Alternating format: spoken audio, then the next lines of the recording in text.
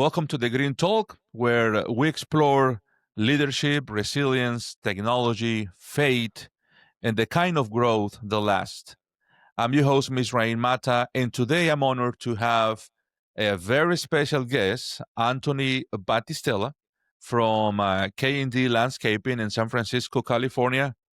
Tony, how you doing today, man? Doing great. Great pronunciation too, because that last name can be hard to tackle, and you did a great job.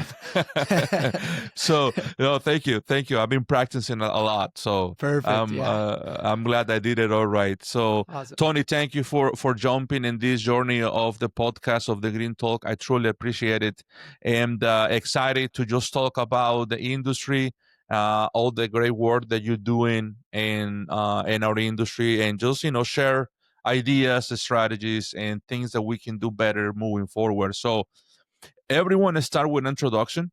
I know you are well known in the industry, but you want to just give us a little bit of your background in the green industry?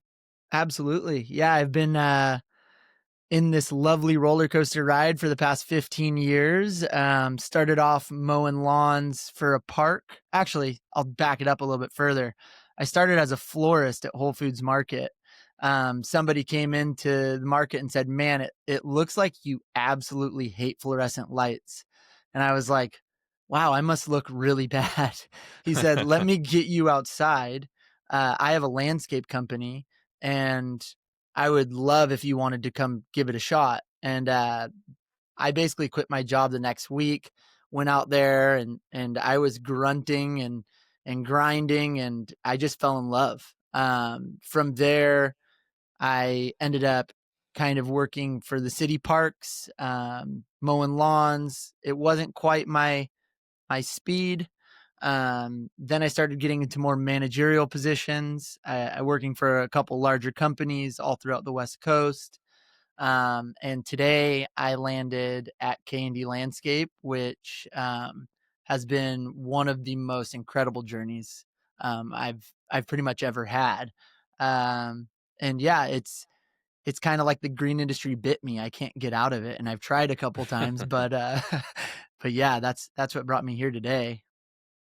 Awesome, man. Thank you for sharing that. And I want to start not just with your job title, right? Yeah. Thank you for sharing your background and whatnot. But I want to have your like truly person, a man opinion or comment about this.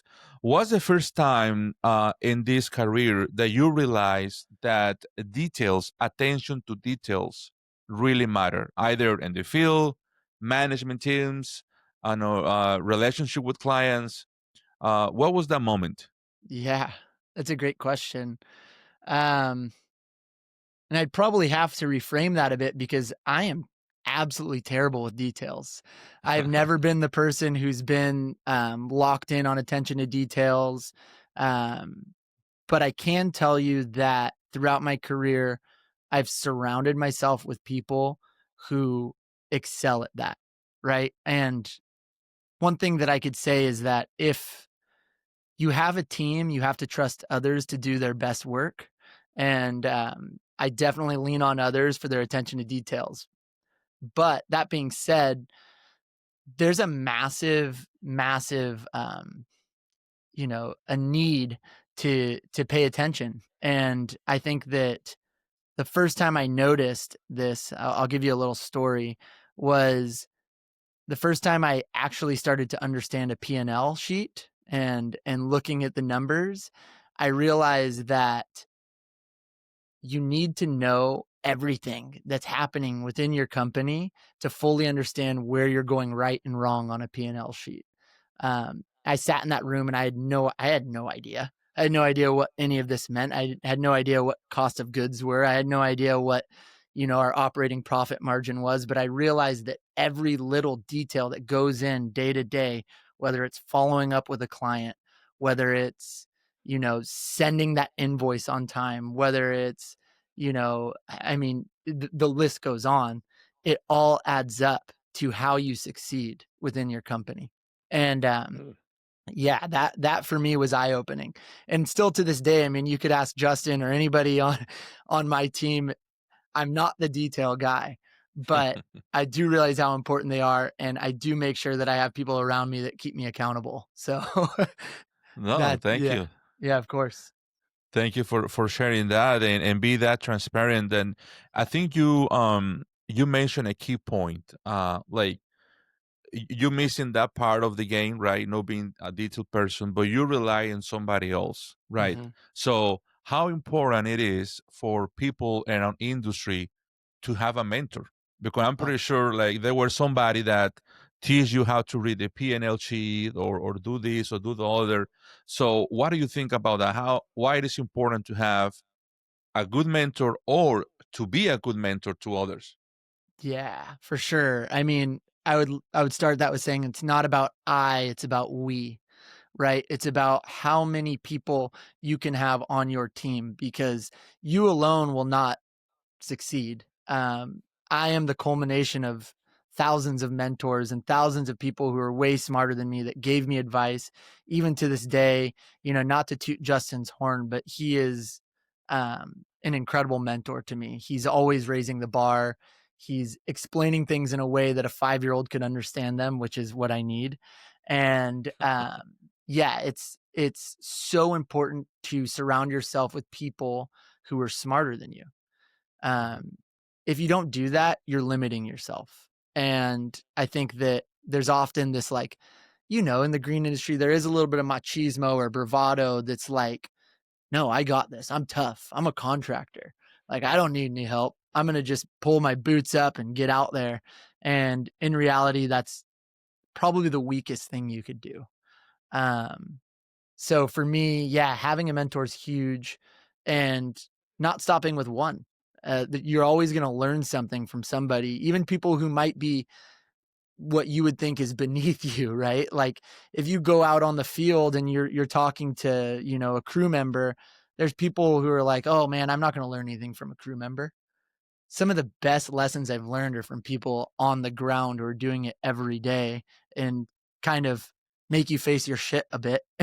And they Yeah. say, like, yo, this is what's going wrong. This is what's going right. And you go, wow, we're in our little warm room, boardroom, talking about uh, who knows what, and you're spitting facts out here.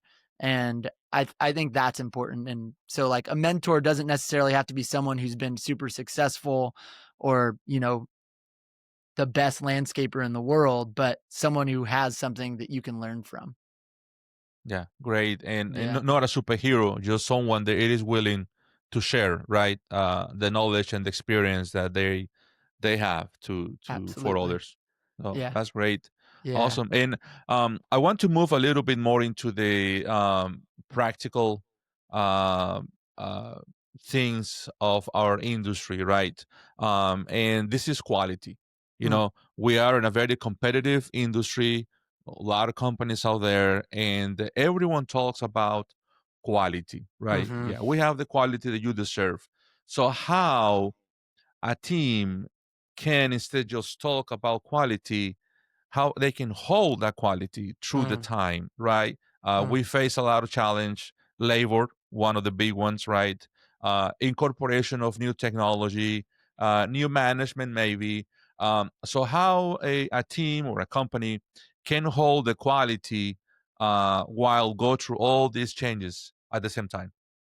Yeah, I think the low hanging fruit there is like I could say it's all about having a process and discipline and making sure you follow that process, but um I would extend that to say that more important than that is leadership, right?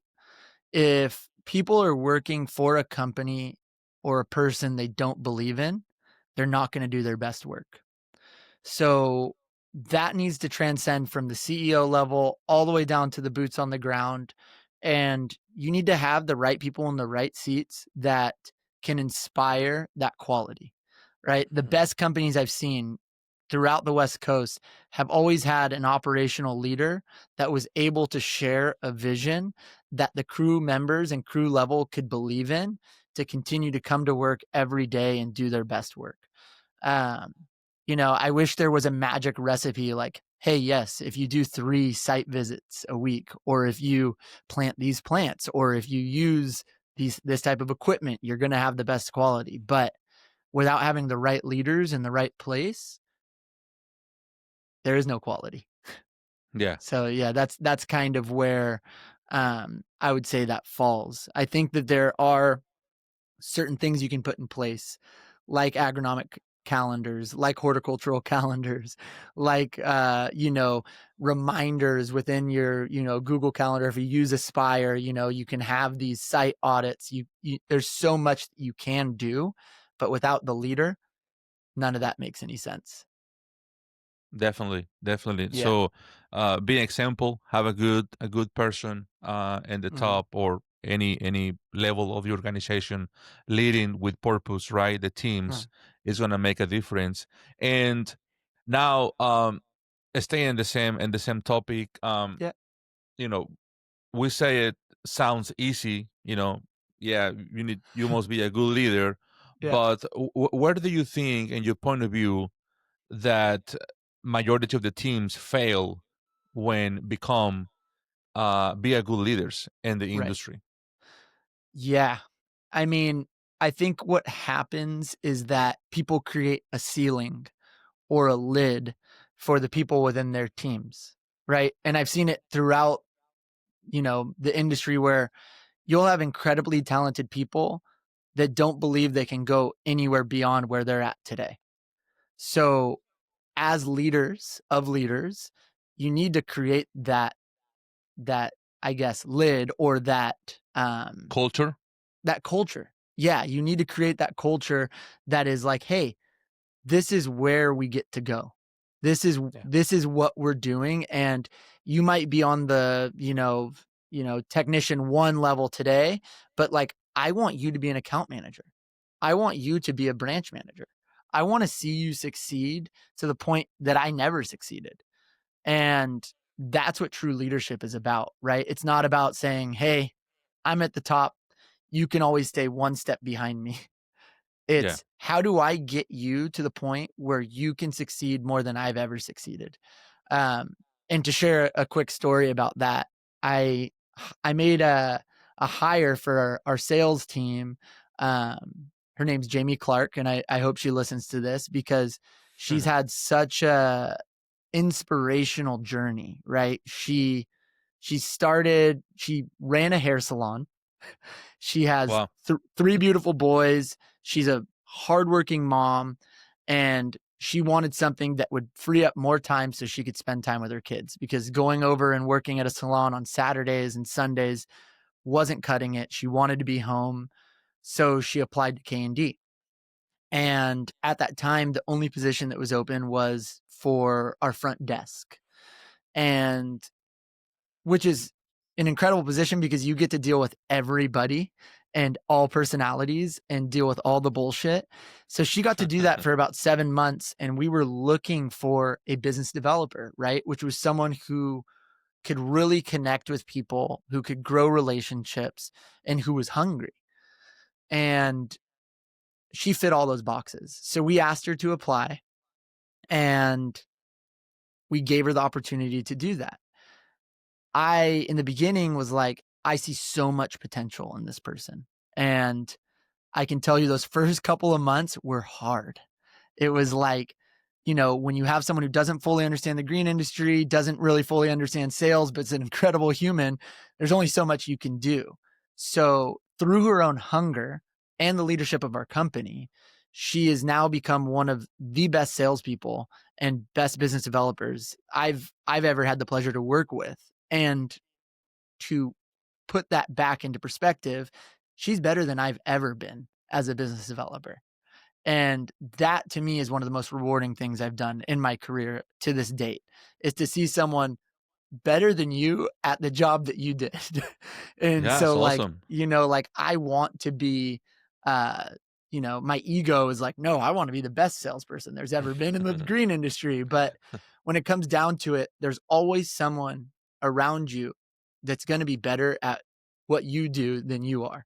And you got to allow that. And that's what a true leader does. No, great Yeah. story, man. Thank you for Yeah. sharing that. Of And course. raising others is basically what it matters the most, right? It give you that feeling of I'm doing my job right. Right. Helping others to just keep improving and develop. And this basically lead us to a very uh, important topic in our industry that I feel like everywhere I go, trade shows, conference, everybody talks about training, Mm, training people, develop others, and strategies, documentation, and videos, and AI, a lot of things, right? But the reality is that most people, most company is having a hard time doing this, right. right? What's your opinion about it? We live in a world where we like to complicate things, that's for sure, right? Like For yeah, we definitely. add we add a lot of layers to something that can be very simple. And I keep talking about leadership, but it really does come back to that. Like always, it always is, you are as good as the leaders of your company. And when it comes down to it, you can train someone to be the best landscaper in the world, but if they don't believe in what you're doing, then what? Right? So for me, it's, yeah, here we need to, make sure we have a consistent edge on this turf. We need to make sure we're changing up the mow patterns. We need to make sure that we're applying, triple 15 at this time of the year, and we can document that, and we can video ourselves doing it, and we can create SOPs, and we can do all that. But none of that means anything unless they actually believe in what they're doing. So that's where a lot of people miss the mark, is that if you don't have a team that believes, you don't have a team that achieves. And that sounds like a little slogan. I definitely didn't make that up, but like, Sounds good. Sounds I good. know sounds good, but I think that, uh, that's where we, and I guess this would be whoever's listening to this podcast, at K&D, Ms., all of us, we need to look at where we can lead people so they believe in what they're doing. Cause doesn't matter how much technical background or how sharp of a weapon you can create on the field level. If they can go make more money somewhere else or don't believe in the vision of your company, they're not going to stick around. Yeah. That's how it goes. Definitely, Yeah. and we're dealing with a human, right? So Hmm. it's people. They're not machines. They're not mowers or weed eaters, Exactly. and uh, you know everything you just mentioned is great information, great input about being a leader. But Mm. um, and I'm sorry for these questions. I may be putting in No, a trouble here, but do it. so as a leaders, and we facing different cultures, Hmm. right? In our industry, we rely on immigrant labor a lot. Absolutely. Yes. And right now, we're facing in our country a very difficult times on this matter. Hmm. So, what do you think we can do as a leaders to create or to build a bridge with this type of people or any other kind? Right? We have so many different challenges, but what specifics we can do to create that bridge of connection and just have that trust from them and be able to coach them the right way. Gosh, yeah, that's such a beautiful question. I think that for us, we need to remain advocates, right? As you said, and I think it's so spot on, is like people aren't tools. People are people, right? These people have families. These people have families they're taking care of. And especially like you said, the immigrant labor is it's a massive thing, especially in California, right? Um, we need to remain advocates. We need to take care of our people. And that goes beyond, hey, we're giving them a livable wage. That goes, how is your family doing? How can I help you? What can I do for you as a human, as you should for anybody? Uh, Right. how can I help you succeed? So getting down to that human level, going up to, more of like the political level, you need to become an advocate for policy, right? Join organizations like NALP, join organizations like CLCA, join organizations, throughout. our industry that try to make a difference, that have influence on governing bodies. Because oftentimes we as an industry, and not just landscaping but the trades, get the bottom end of the stick because of someone's idea in the White House. And I think that we just need to continue to advocate for our people. um, it's oversaid, but our people are the backbone of the Uh-huh. industry. And if we're not looking out for their best interests and we're only looking at the bottom line, that's a one-way ticket to being a company that no longer exists. Yeah, yeah, wonderful um, way to put it. yeah, I think, and it's hard, man, especially, and I don't want to get up on a soapbox and say you got to advocate, you got to do these things, because it's hard. We all have lives that we're living, and but just taking those small steps, trying to get in, calling your representatives, showing up for people even on the field level when they might be scared because, say, ICE is in town today. And that's not a good feeling. It's not something that I have to worry about. And that's a privilege. So I think that we have to understand that through our communities, is that we need to continue to show up for them in the best way possible. I Yeah, wish I had all the definitely. answers. I wish I had all the answers to how you No, do that. But yeah, it is a very it's a great way to put it. yeah. Definitely showing that personal level of interest Hmm. on our people is key, Hmm. and showing them that they're not just a number in our company, Exactly. right? They really care about them. No, that's great, man. Thank you for sharing that. Um, how you see the company uh, 5 years from now? I mean, not the company, the industry. I'm sorry, the green industry, with all these new things coming on, coming on board, the technology and with the labor issues that we're facing now, that hopefully we can find a permanent solution for it. So, what do you think, and your experience and your point of view, that it will make a difference for companies to success versus the ones that will not? So yeah, I mean, I think I was ending before we had that little outage was, the one message that I have for people is to adapt to using AI sooner rather than later, because it's going to be the difference, right? We have an opportunity to be the leaders that we would hope to see in our industry.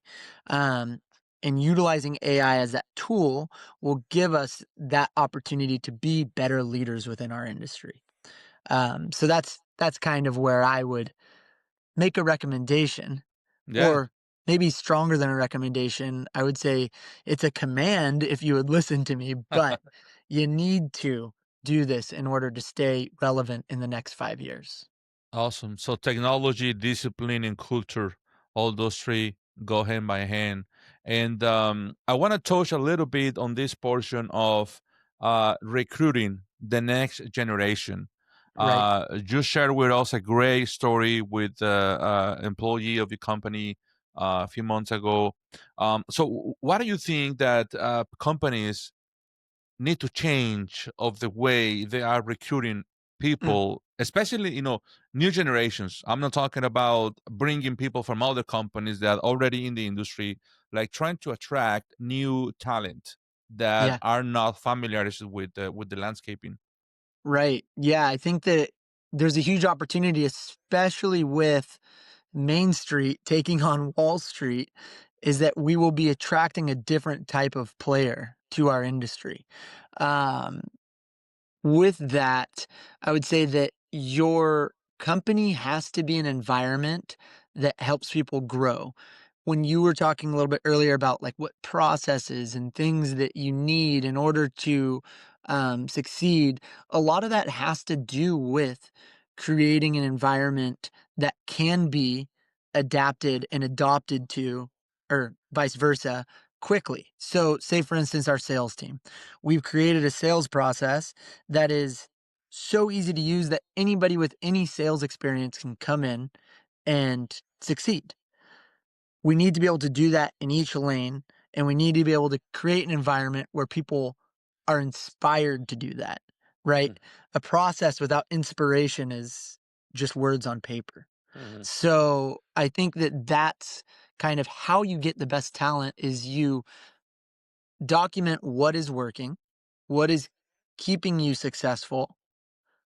Don't be too close-minded to continually adapt and utilize AI and utilize these tools to free up time to keep people inspired to follow that.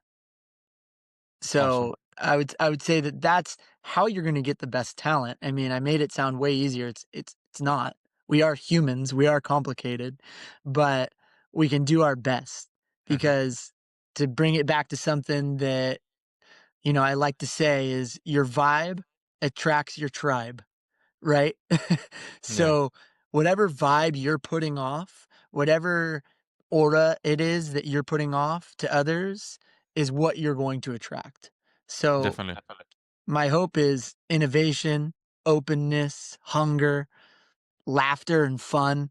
These are the things that I would hope that I can exude, and I hope and I've seen that that is what's attracted to me. Yeah, definitely. That's Yep. that's the way to go. And just out of curiosity, when you are in the process of hiring or looking for someone for your team, what is one particular quality or characteristic that you're looking into that person to hire? Without a doubt, hunger, Hunger. right? And a close second would be curiosity. I think that there is no they need to be good at QuickBooks or they need to know how to do a cold call. Like those can all be taught, but like hunger and a genuine curiosity for learning and how to do things better, you can't really teach that. So those are two Yeah. qualities that I look for when I'm hiring. Awesome. Thank you Yeah. for sharing with us. And I want to close with this our conversation.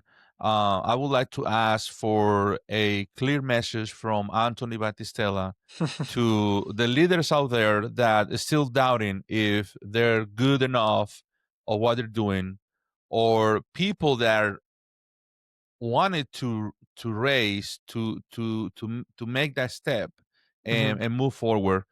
Yeah. So what advice will Anthony give to them? Don't let yourself stand in the way of your progress. I can tell you for so many years, I thought that maybe I was unworthy or not capable or not smart enough or didn't know the right people. But until I stepped out of my way and started to meet the people that could change my life and allowed life to do what it does, I I wouldn't be in the position I am today, right? And I think that if you continually do that and put yourself in positions that you're vulnerable and you maybe feel a little bit scared or nervous or awkward, that's where the good shit happens. So continue that, right? That's where you have to focus. Um, and if you're feeling scared, I'm very accessible. Call me, email me, message me on LinkedIn. I love talking, obviously, but even more than talking, I love helping. So, um, definitely always, if you're listening to this, reach out to me. I would love to be a resource for you. Whether I know what you're asking or not, I can put you in the right direction. Wonderful. Thank you Yeah. for sharing this. And so how people can find you? You said LinkedIn, but Yeah. you want to Yeah, uh, LinkedIn. I mean, I can give you a QR code at the end that you can put on this. Email, it's just my name at kndlandscaping.com. Um, we can go from there. But yeah, I mean, those are the two easiest ways to contact me. And yeah, I would love to hear from people. awesome. Thank you, Anthony, for sharing all this knowledge and your experience and the way you see the future of the industry and how we can improve. I really appreciate it. The time that you make in your busy agenda to Yeah. to sit down with me, I really appreciate it, Yeah. and I'm really enjoy this conversation. Thank you so much. Yeah, thank you, Ms. Likewise, I think it's a really special thing you're doing here to bring attention to certain things within the industry. Not a lot of people are doing it, so continue grinding, and I can't wait to be back on.